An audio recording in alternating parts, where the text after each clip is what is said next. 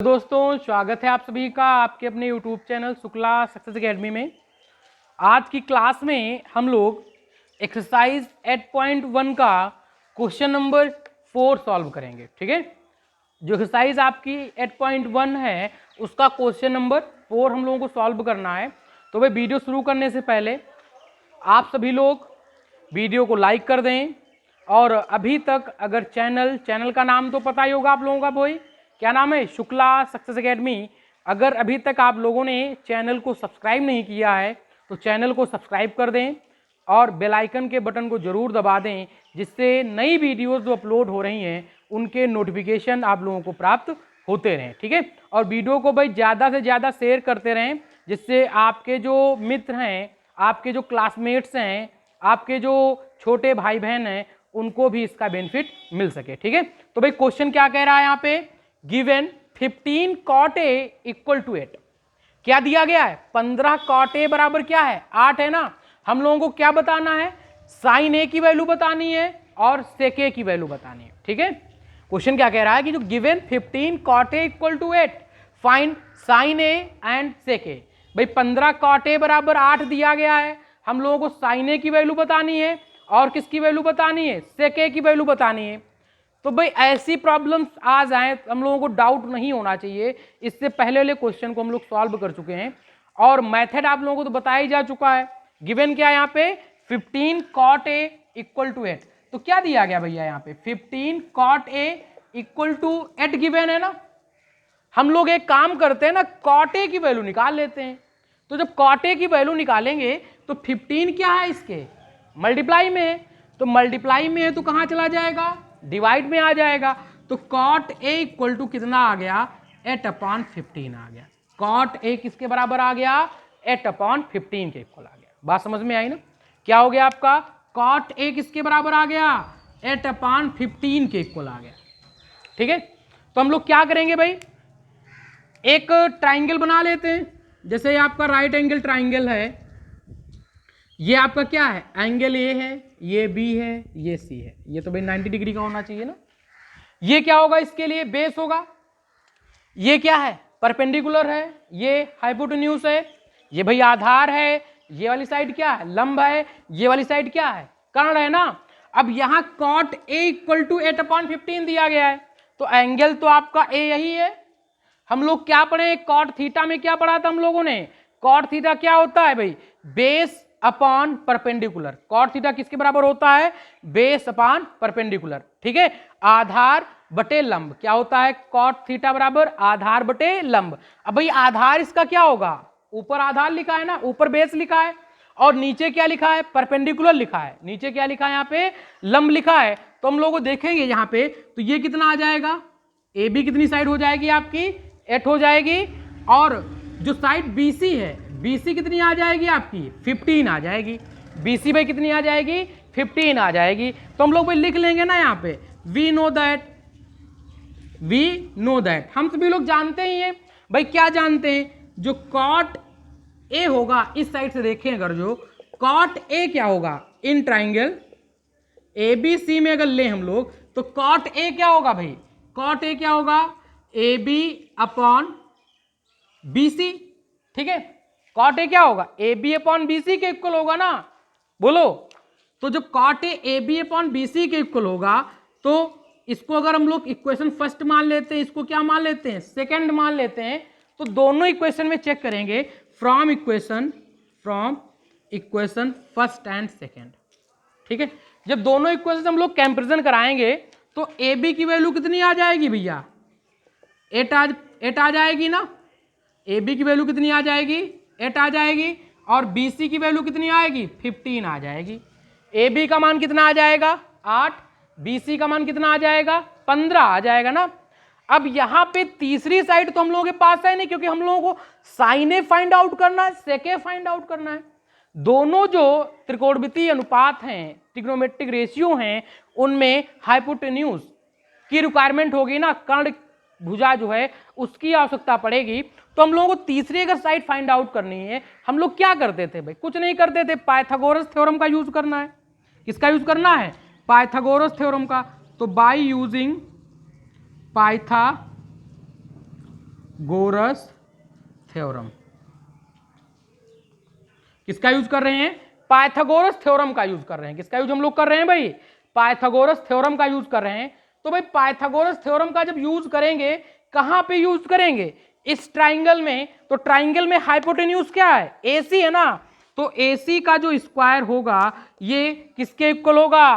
Perpendicular क्या है? BC, तो BC का स्क्वायर, और बेस क्या है? AB, तो AB का स्क्वायर हो जाएगा। ठीक है, AC आप को फाइंड आउट करनी है। तो AC का जो स्क्वायर होगा भाई, BC की वैल्यू आपके पास है कितनी है? 15 है।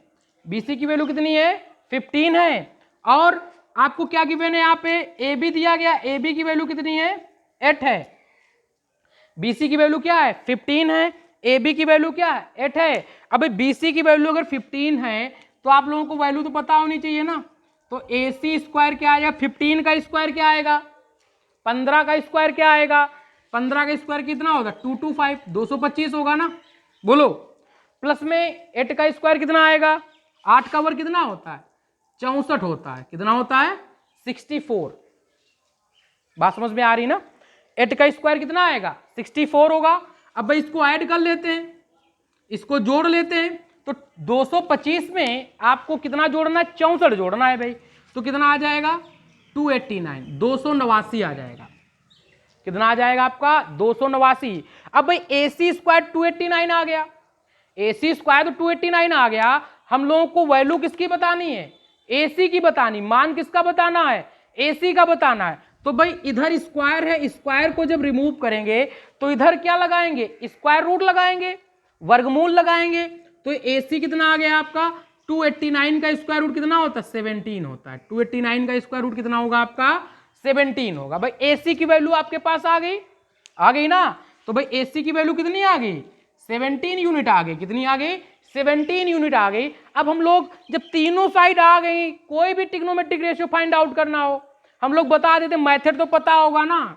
इसीलिए अगर आप लोगों ने इससे पहले की वीडियो नहीं देखी है तो भाई क्लास 10th के जितने भी स्टूडेंट्स हैं सभी लोग इस ट्रिग्नोमेट्री का जो मेथड है, इससे पहले की जो वीडियोज हैं उनको देख लें, जिससे उनको ये वाले क्वेश्चंस बहुत आसानी से समझ में आने लगे और इस टाइप के जितने भी क्वेश्चंस हैं वो लोग सॉल्व कर पाए। ठीक है, तो यहां किसकी वैल्यू बतानी है आप लोगों को? साइन ए की वैल्यू बतानी है। तो साइन ए के जब वैल्यू बताएंगे तो ट्राइंगल में देखो साइन क्या पढ़ाया गया आपको? साइन क्या होता है? परपेंडिकुलर अपॉन हाइपोटेन्यूज होता है ना। तो एंगल ए ये है, तो इसके लिए परपेंडिकुलर साइड क्या होगी? BC होगी। ये बेस है, ये क्या? हाइपोटेन्यूज है। तो यहां से साइन ए क्या आ जाएगा? परपेंडिकुलर। परपेंडिकुलर मींस क्या है? BC। और हाइपोटेन्यूज क्या है? हाइपोटेन्यूज मींस क्या है? AC। तो BC अपॉन AC। अब भाई BC की वैल्यू कितनी है भाई? 15 है। और AC की वैल्यू कितनी है? 17 है। तो भाई साइन ए की वैल्यू कितनी आ गई?